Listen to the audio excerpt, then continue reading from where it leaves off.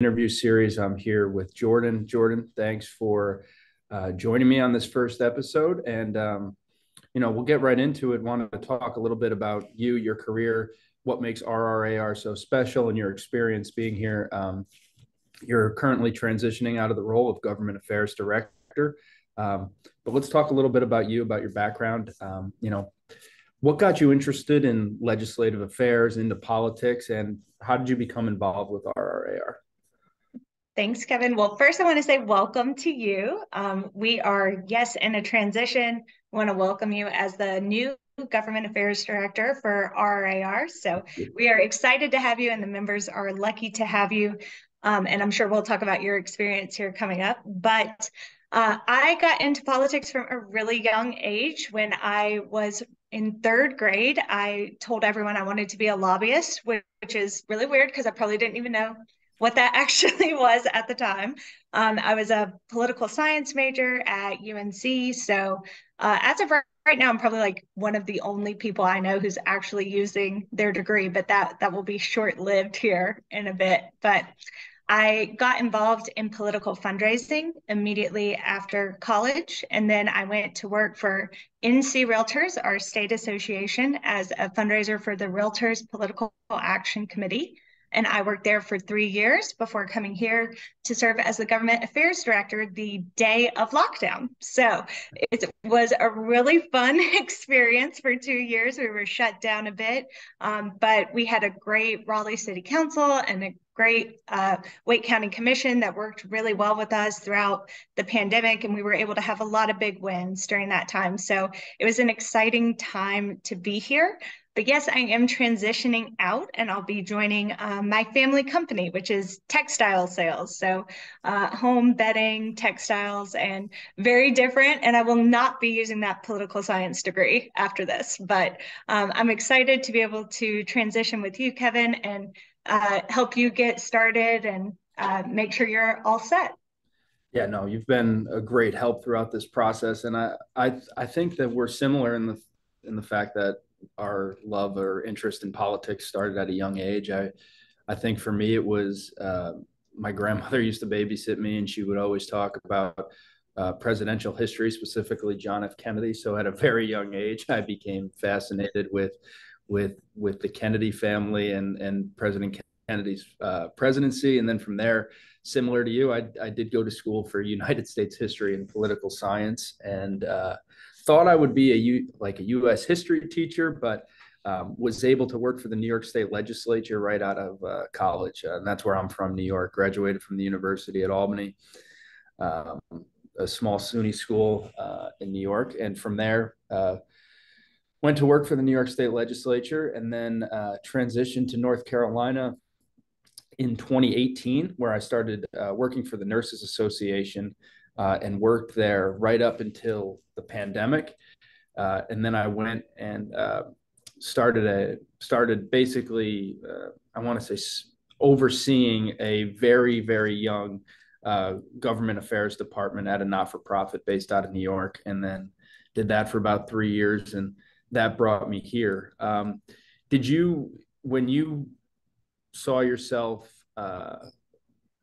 taking on government affairs, or maybe your dream of being a lobbyist, what attracted you to working for the Realtors, and why has that work sort of been meaningful for you in your time here, now that it's coming to an end? Maybe if you could think back fondly on some of the moments here and some of the big wins that you feel like you've had.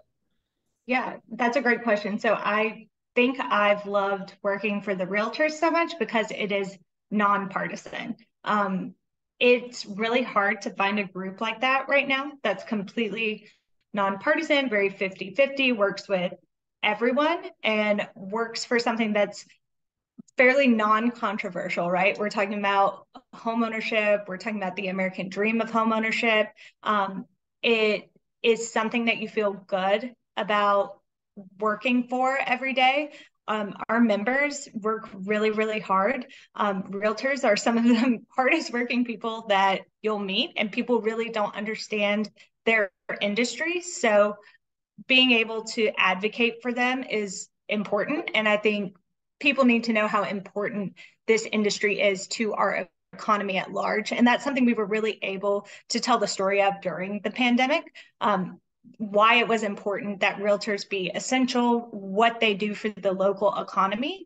The number changes, but the amount of money that comes in to a local economy for one house sale is enormous. And it's really important that people know what all realtors do. Realtors are big advocates for the community, and being able to be a part of that and be a part of like NAR's grants and placemaking grants has been a really special experience for me.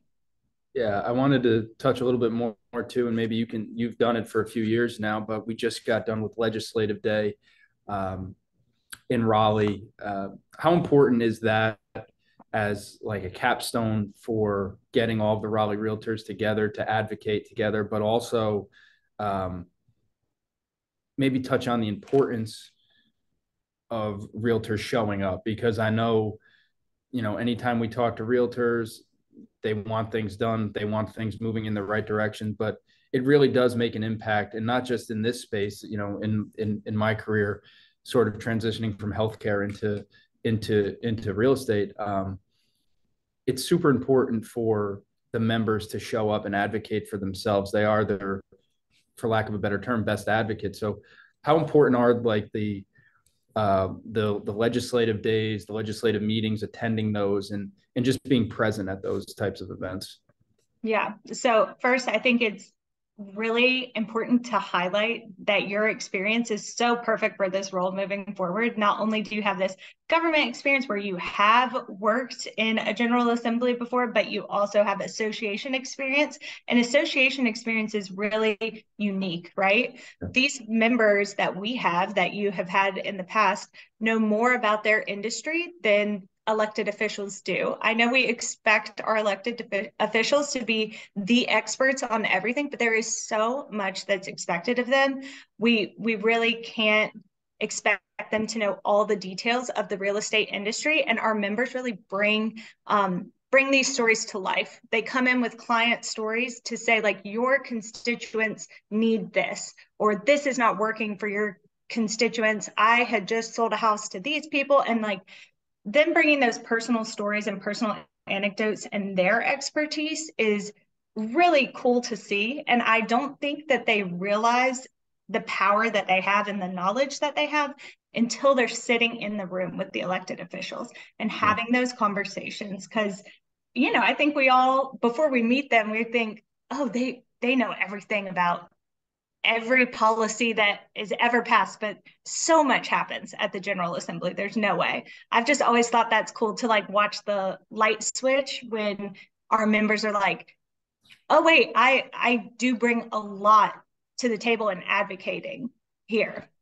I think it's important too that members know that if you're able to get in contact with a legislator's staff, that sometimes is just as good as meeting with the legislator. You can get a lot done by meeting with staff. The staff is so up to date on all the policy that the legislator is involved with, the way they voted. And as someone who was in that role, being a legislative aide,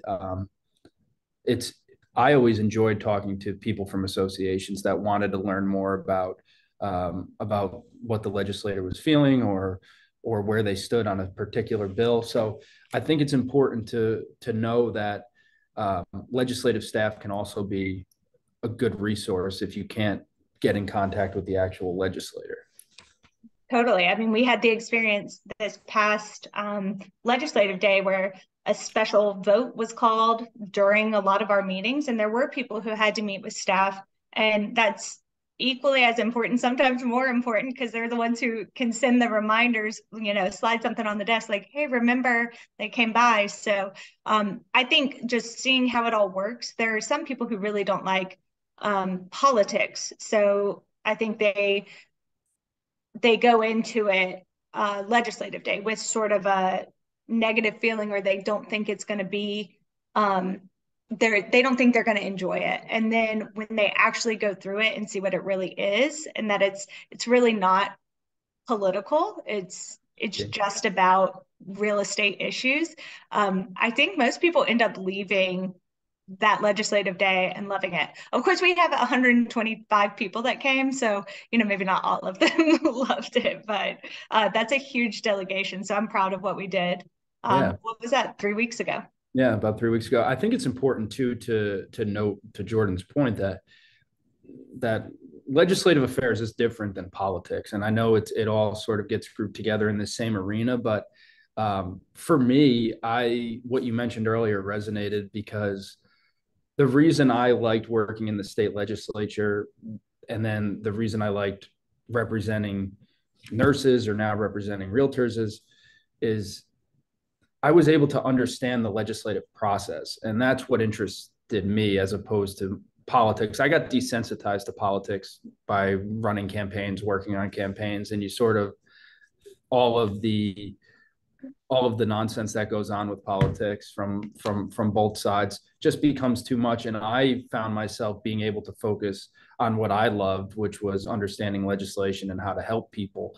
So I think there's a big distinction between the two. And I think, like you mentioned, it gets all grouped together, but it's important to know that if you're there advocating on legislative day, that's different than having this heated political discussion that we're sort of so accustomed to now. Right. I think it's important too. I wanted to touch on last week. I went with our CEO, Dave Phillips, and we talked about missing middle housing in Raleigh at the Raleigh City Council meeting. That's another way to get involved, attending your local city council meetings. But I thought it would be interesting, Jordan, if you could touch on some of the important issues that are facing Raleigh and the realtors right now. And I think one is middle housing, and highlighting, why these issues are important. I think it's, from my perspective, the ability for people to find housing at an affordable level. Right now in Raleigh, it's tough to do. There's only a select number of houses under $300,000 right now. And I think that number is now in the double digits. It's not even in triple digits. And people are struggling to find affordable housing. And I think I just looked this up earlier, but the household income, the average household income for a family in Raleigh is $72,000. So when you're looking to move into a house and there's no inventory, it becomes more and more of a struggle. You have to continue to rent or look for apartments, not looking for houses. What's the importance in your mind? You've been here a while. Owning a home or owning a piece of property. Why is that important? And what is the importance of having more affordable housing? And I think when we think of affordable housing, there's one thing we think of it can be a lot of different things. It can be single family homes, but it can be duplexes, it can be triplexes. There's a lot of different housing options that come into play with affordable housing. So can you talk a little bit about that? Yeah, so I actually became a homeowner during my time as GAD here. And you would think, having been in the realtor world since, 2017, that I would have been really adequately prepared to go into home ownership. But there's a lot going on. And I really learned how important having a trusted realtor is during that process. I remember my brother-in-law was going to list his house on his own when he was selling it. And I was like, I don't know, that's hard. That I know how much work goes into this. Home ownership means a lot to me, and specifically middle housing, because I own a townhome, and it provides a lot to me and my husband as we're getting started in our marriage and our life together, because we didn't want a big single family home that we had to take care of all the time. We're still in the stage of our life where we're traveling a lot, where we're not here. And middle housing is important to us, one, because it is far more affordable. There are definitely townhomes that are not super affordable, but the one we are in is affordable, thankfully. And it provides us a stability. We're watching all of our friends who are still renting, and the rent is going up and up and up, and it's not matching wages. Because we bought our house in 2021, we're in a good place. Not as great of a place as we would have been if we bought it in 2018, but I can see in my life what homeownership has meant to me and creating wealth for my future. And I think it's really important for us to not only advocate for ADUs and missing middle housing and density and walkability and transportation, but it's also really important for realtors to advocate for financial literacy, for homeownership education classes and preparedness. It really is important that we make sure the American dream is available to everyone. And some of that comes with making sure everyone has the same education available to them. There have been places where schools have started teaching these sorts of things. I think that's great.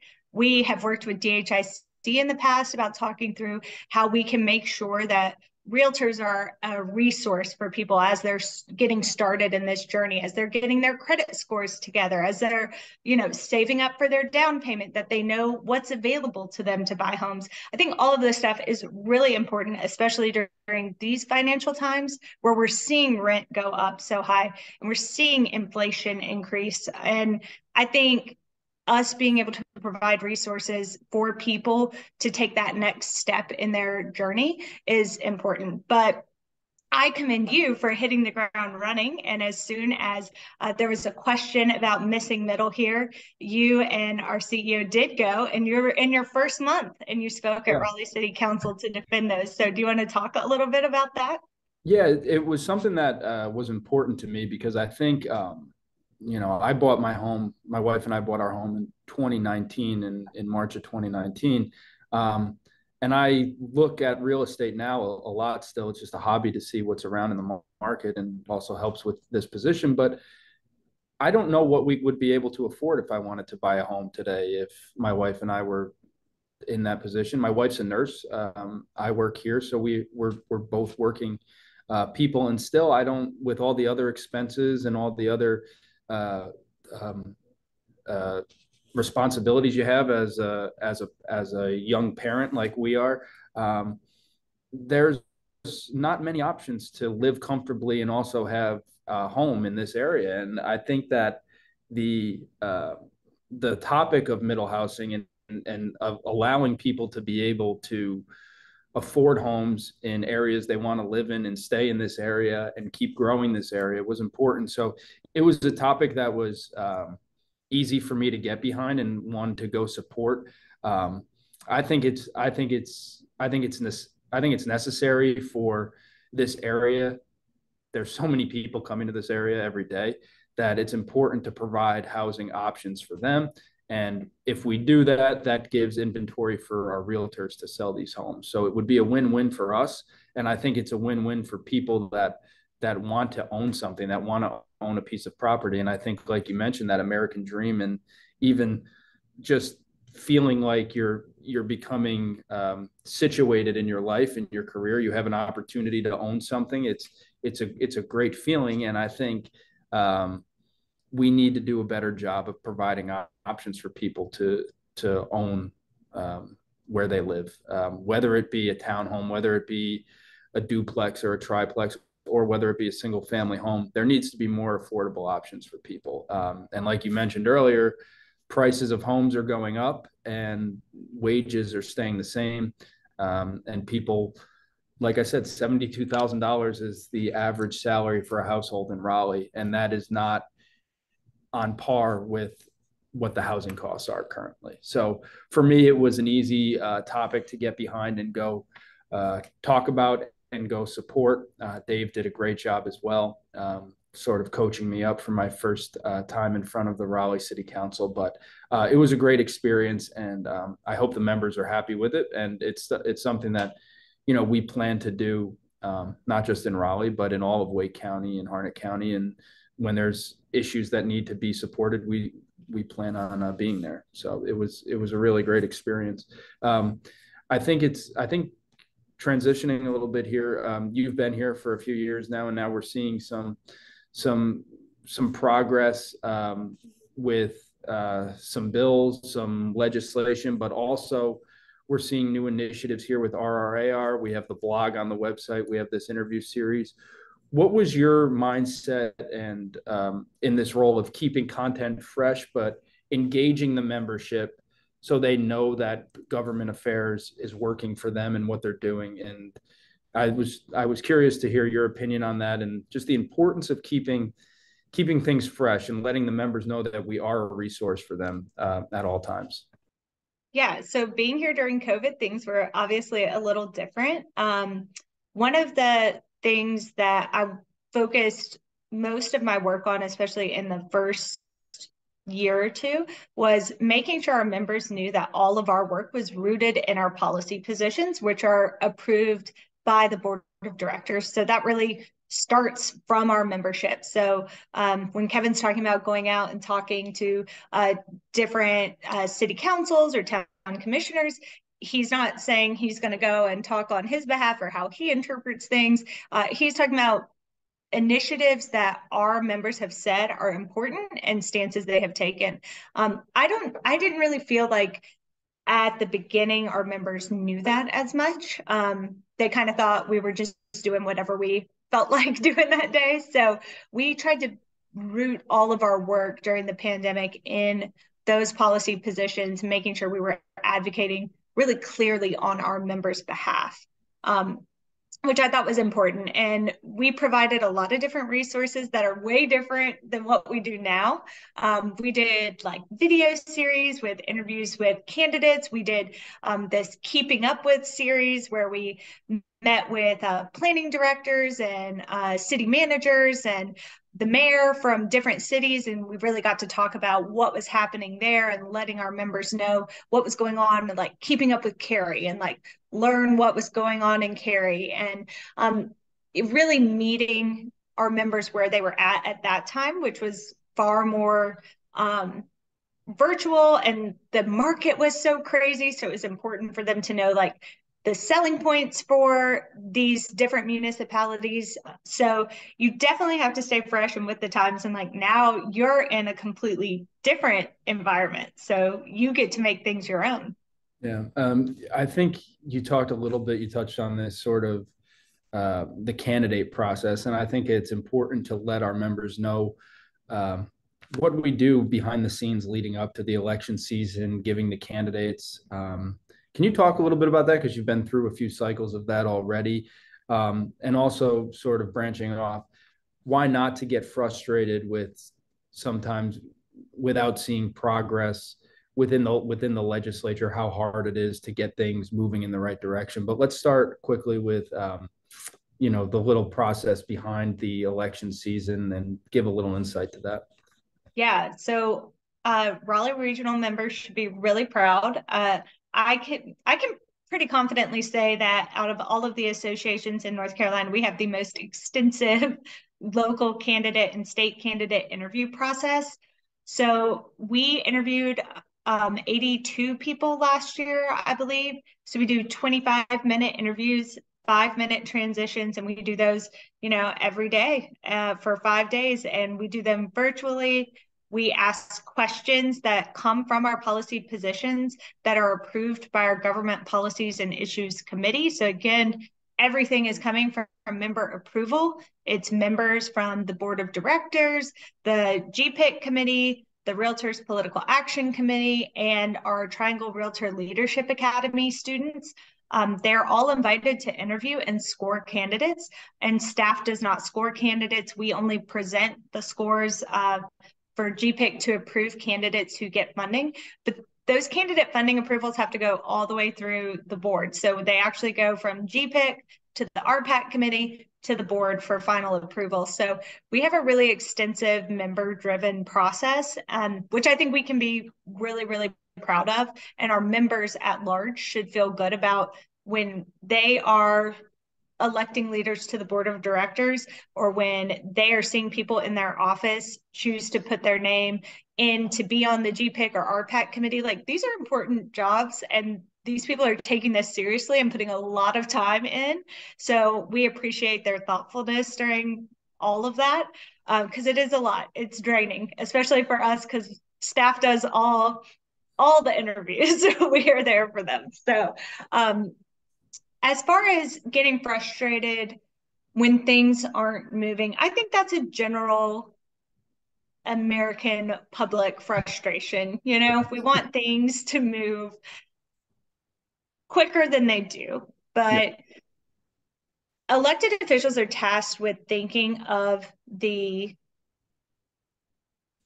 potential negative outcomes of different policies, whether that be public opinion, whether that be 10 years down the road, what's going to happen. And a lot of these decisions just can't be made that quickly. And a lot of times there are studies and research that have to be done before elected officials feel comfortable making votes. I think not locally as much, but at the state, you obviously have a more partisan component that can come into play with different things being heard or different things being voted on at different times. Locally, you don't see that to the same extent, but you know, I get it. We want to snap our fingers and have things happen, but it took a long time for us to get into the housing crises that we see today. And a lot of different stuff went into play, from the negative effects of redlining that we're still seeing today that people are trying to overcome, the housing deficit that we're in from stopping construction in 2008. So, you know, these things are longstanding. They're not going to be able to get fixed overnight, but we do have elected officials here locally, specifically in Raleigh and Wake County, I feel like, who are very focused on responding to those issues that we're still seeing in some of those important areas. And the reason I think it's important to not get too frustrated is because I think, especially in association world, members donate their time to advocate. They come out, they work hard, they join committees, they're trying to help in terms of getting policy moving in the right direction for them, for their fellow, in this case, realtors.